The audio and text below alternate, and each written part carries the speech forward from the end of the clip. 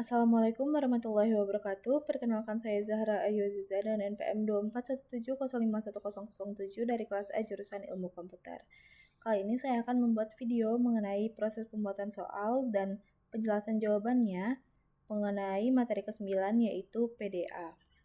Di sini saya menggunakan referensi berupa materi yang telah diberikan oleh Pak Febi di spreadsheet mengenai CFG dan PDA. Di sini sudah saya buka. Context Free Grammar atau CFG dan Pushdown Automata. Nah, adanya PDA ini dilatar belakangi oleh adanya bahasa yang tidak reguler. Nah, ini termasuk ke dalam konteks free language. Finite automata yang telah kita bahas di materi sebelum-sebelumnya itu tidak bisa mengenali CFL karena memiliki memori yang terbatas. Nah, CFL ini bisa dikenali oleh PDA. Nah, ini ada contoh state diagram PDA-nya. Nah, kemudian ini ada konfigurasi dari PDA. PDA ini merupakan otomata yang menerima bahasa yang dibangkitkan oleh CFG. Nah, dia ini serupa dengan FSA tapi dilengkapi dengan tumpukan atau stack.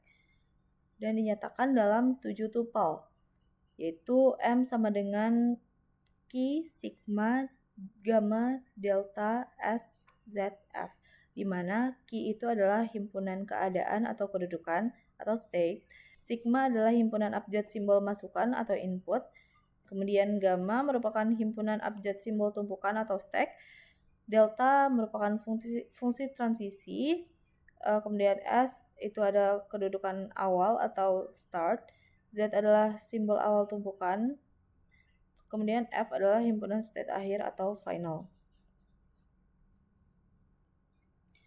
Nah, di sini ada struktur umum dari PDA itu sendiri. Nah, gambar ini nunjukin gimana komponen dari PDA itu saling terhubung. Di sini ada komponen sigma, kemudian gamma, terus ada finite control unit, kemudian ada stack-nya, dan final atau state akhirnya. Nah, sigma ini berisi simbol-simbol input yang akan dibaca oleh PDA satu persatu. Kemudian gamma berisi simbol yang boleh disimpan di dalam stack. Kemudian untuk finite control unit, ini tuh kayak otak dari PDA, di mana dia bakal nentuin langkah selanjutnya yang bakal diambil berdasarkan simbol input yang sedang dibaca, kemudian simbol teratas dari stack, dan state saat ini. Nah, di sini PDA bisa mutusin apakah dia mau nge-push atau nambah simbol ke stack, kemudian pop atau ngehapus simbol dari stack, atau tetap gitu aja. Nah, kemudian Z ini adalah simbol awal stack, penanda dasar dari stack itu sendiri, kemudian S adalah state awal, kemudian ini adalah F, yaitu finalnya. Nah, kalau misalnya PDA udah sampai di state ini, maka diterima. Nah, ini adalah fungsi transisinya. Kemudian kita lanjut ke slide selanjutnya. Nah, untuk cara kerjanya, dimulai dari state awal atau S dan simbol stack awal atau Z. Nah, kemudian dia bakal baca input dari string yang telah diberikan secara satu persatu. Nah, kemudian dia bakal baca stack-nya. TOS ini kan berarti top of stack. Jadi, PDA ini bakal baca stack yang berada di paling atas. Kemudian, berpindah state. Nah, berpindah state ini setelah dia baca inputan dan lihat isi paling atas state, PDA ini bakal memutuskan untuk pindah ke state lain. Kemudian untuk operasi, nah setelah dia pindah state, PDA ini bakal melakukan aksi di stack. Jadi yang pertama ini ada push, itu artinya dia bakal nambahin simbol ke tumpukan. Kemudian ada pop, itu artinya dia bakal mengeluarkan atau menghapus simbol paling atas dari stack. Nah, jenis PDA berdasarkan string yang diterima, jika setelah string dibaca itu dia berakhir di F, dia bakal disebut dengan final state PDA. Nah, kemudian kalau stacknya menjadi kosong, dia bakal disebut null stack PDA. Nah, dia ini gak harus berhenti di state akhir. Oke. Nah, setelah saya membaca materi ini secara keseluruhan, saya mendapatkan ide untuk membuat soal seperti ini. Dengan banyak opsi yang bisa dipilih.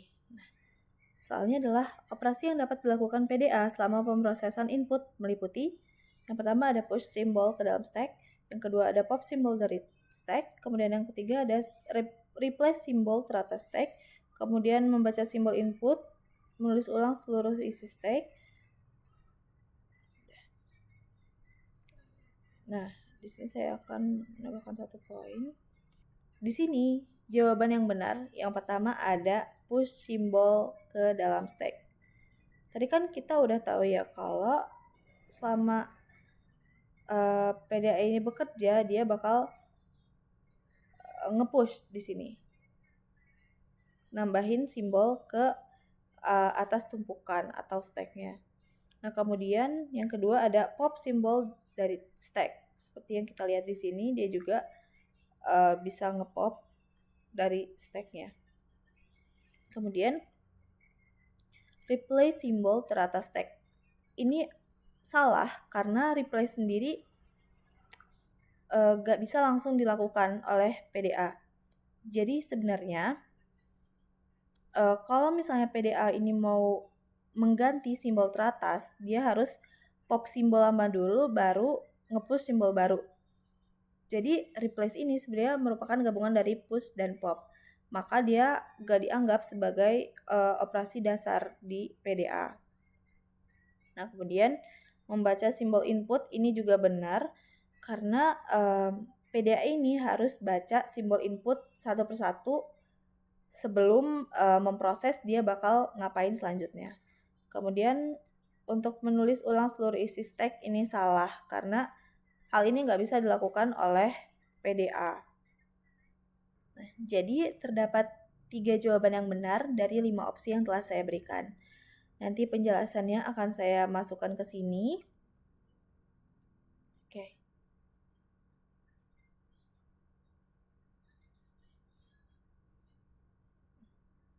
Semoga penjelasan saya dapat dipahami. Terima kasih. Wassalamualaikum warahmatullahi wabarakatuh.